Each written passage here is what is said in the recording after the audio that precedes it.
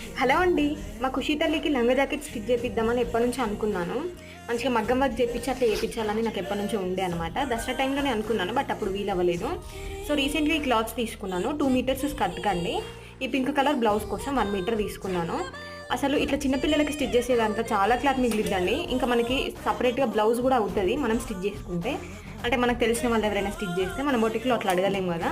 నాకైతే చాలా బాధేసింది అదే. అంత రేట్ పెట్టి తీసుకున్నాం కదా! అంతా వేస్ట్ అయిపోతుందనేసి. ఇంకా అదన్నీ సర్దుకొని ఎళ్ళేసాననమాట ఇవ్వడానికి. ఇంకా మా ఖుషి తల్లిని కొంచెం దూరం నడిపిచ్చాను. ఇచ్చి ఇంకా రిటర్న్‌లో నేను సమోసా తీసుకున్నాను. ఆ సమోసా బండి అదే అండి. చాలా బావుంటాయని చెప్తాను గదా! ఆ సమోసానే అనమాట. ఇంకా మా ఖుషి తల్లి మెల్లిగా నడుచుకుంటూ వస్తుంది.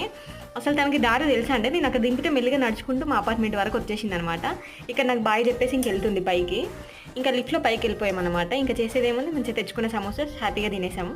అండ్ చూసి వెళ్ళిపోకుండా ప్లీజ్ సబ్స్క్రైబ్ చేసుకోండి. అవుట్‌పుట్ ఎలా ఉందనేది నేను నెక్స్ట్ వీడియోలో పెడతాను. Thank you for watching.